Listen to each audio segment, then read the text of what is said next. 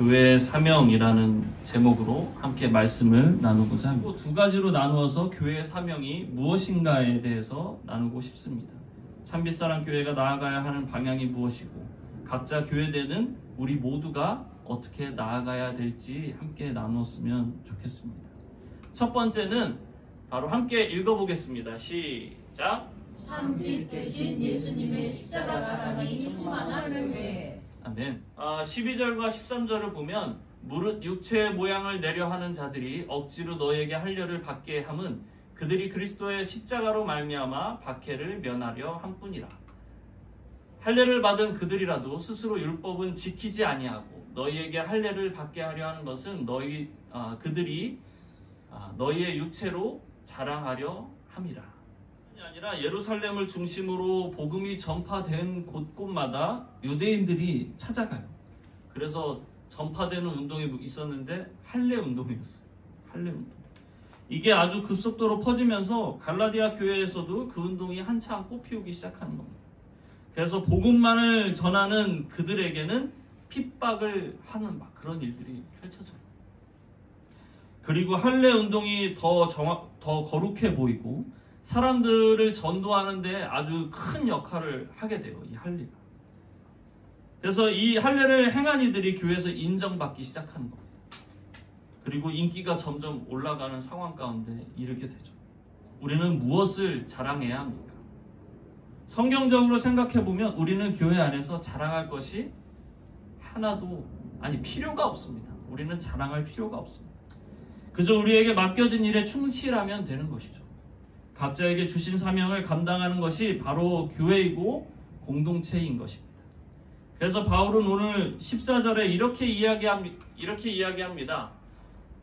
함께 읽어볼까요? 시작! 그러나 내게는 우리 주 예수 그리스도의 십자가 외에 결코 자랑할 것이 없으니 그리스도로 말미암아 세상이 나를 대하여 십자가에 못 박히고 내가 또한 세상을 대하여 그러하니라. 아멘.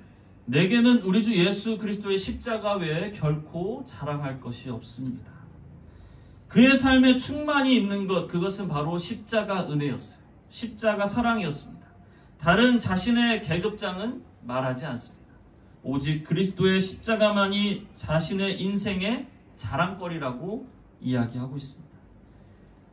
바울이 몇 번이나 죽고 살다 이러면서 그에게 어쩌면 십자가는 고통이었고 기피의 대상이 될 수도 있는데 그는 그 고난의 십자가 밖에 자랑할 것이 없다라고 말합니다. 이것이 바로 우리의 자랑이 되어야 할 줄로 믿습니다.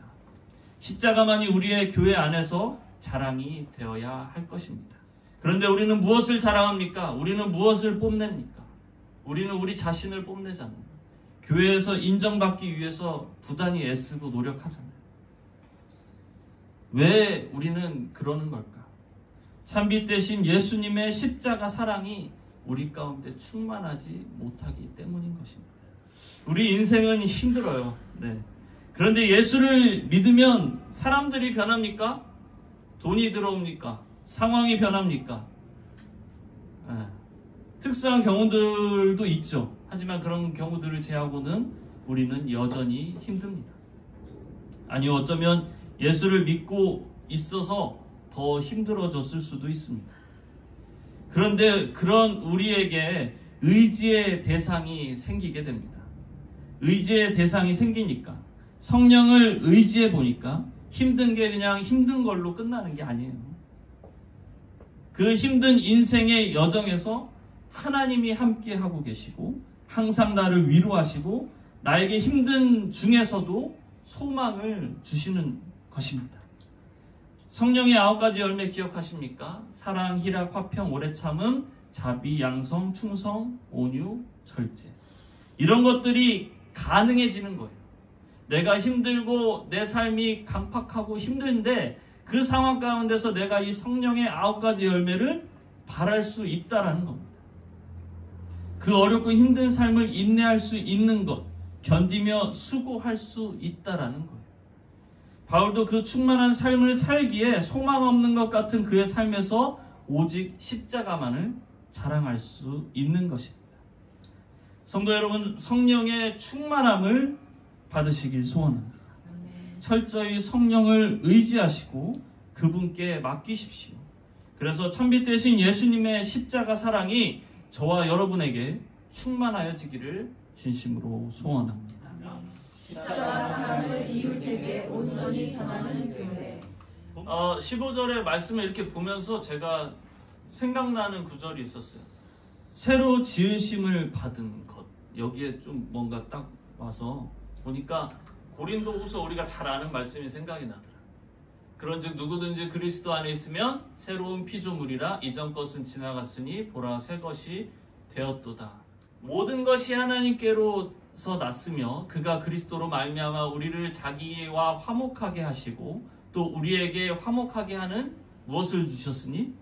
직분을 주셨으니 곧 하나님께서 그리스도 안에 계시사 세상을 자기와 화목하게 하시며 그들의 죄를 그들에게 돌리지 아니하시고 화목하게 하는 말씀을 누구에게 부탁하셨습니까? 우리에게 부탁하셨습니다. 하나님과 인간이 화목하게 하는 역할을 감당하게 하셨다라는 거죠. 예수님과 같이. 그것이 바로 복음인데, 화목하게 하는 그 복음인데 그것이 바로 예수고 그것이 바로 십자가라는 거예요. 우리는 그것을 전해야 할 줄로 믿습니다. 자, 영상 하나만 볼게요. 다녀왔습니다. 그래, 저녁은 먹었어. 정말 공기청정 좀 해보라니까. 요즘에 황사가 얼마나 심한데. 예민한 내 피부 좀 생각 좀 해줘. 진짜 여기저기 뾰루지 나고 난리 났어. 느닷없는 안구 검색증 이런.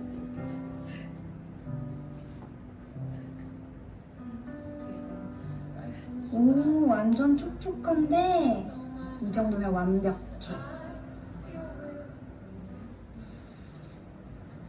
다 됐나 보다. 정비 끝났습니다. 근데 운전석 뒷바퀴 나무가 심하네요. 아, 그래요? 몰랐네. 우리 벨트 거랑 같은 걸로 갖고 저기 있다. 빗길 제동도 끝내줘. 빗길 제동도 끝내줘. 티나지 않게 자연스럽게 티나게 할 수 있는 연기를 어떻게 할 수 있을까? 정말 연기를 잘한다는 배우들도 이 영상을 보면서 정말 힘들었겠구나 하는 생각을 하게 됐어요. 가만히 생각해보면 우리들도 티가 나야 하는 게 아닐까? 티가 나지 않으면서 자연스럽게 그러함에도 불구하고 티가 나는 것이 바로 그리스도인들의 모습이 아닐까? 오직 예수 그리스도의 십자가 사랑으로 충만해서 드러날 수밖에 없는 그 삶이 우리 가운데 있어야 한다는 것입니다. 오늘 본문 말씀 17절을 마지막으로 보면 이렇게 나와 있습니다. 이후로는 누구든지 나를 괴롭게 하지 말라. 내가 내 몸에 예수의 흔적을 지니고 있노라. 예수의 흔적을 지녔다고 말하고 있습니다. 이때 당시 노예들은 몸에 불로 달군 쇠도장을 찍어서 흔적을 남겨요. 그래서 어딜 가든지 노예로 살아갈 수밖에 없는 겁니다. 벗어나려고 해도 벗어날 수 없고 지우려 해도 지울 수 없는 것. 그것이 바로 그들의 찍힌 흔적인 것이죠. 이와 같은 의미의 단어를 오늘 바울은 사용했어요. 이제 다시는 돌이킬 수 없다. 나는 십자가만 자랑할 수밖에 없고 다른 것은 나에게 의미가 없다라고 바울은 말하고 있습니다. 오늘날 우리에게 적용해 봅시다. 우리는 예수의 흔적을 가지고 있습니까? 성령의 열매가 여러분들의 삶 가운데 흔적처럼 박혀 있습니까? 십자가 사랑이 온전히 흔적으로 여러분들의 삶 가운데 자리매김하고 있습니까? 아니면 설교 초반에 이야기했던 유대인들처럼 거룩해 보이는 인정받길 원하는 내가 자랑되는 그 무언가로 예수의 흔적을 대신하고 있지 않습니까? 온전히 예수의 흔적만이 가득한 저와 여러분의 삶이 되기를 진심으로 소원합니다. 그럴 때 우리는 우리 주변에 있는 믿지 않는 이웃들에게 온전히 그 사랑을 전할 수 있을 것입니다. 다른 방법, 다른 스킬, 어떤 작전을 통해 복음을 전할 수도 있겠지만 온전히 전할 수 있는 방법은 바로 내 삶이 예수의 흔적으로 가득할 때 가능한 줄로 믿습니다. 교회의 사명은 크게 십자가의 사랑으로 충만해지고 그 사랑을 온전히 삶을 통해서 전하는 것입니다. 그런 교회의 사명을 감당할 수 있는 저와 여러분 우리 모두가 되기를 예수님의 이름으로 축원합니다.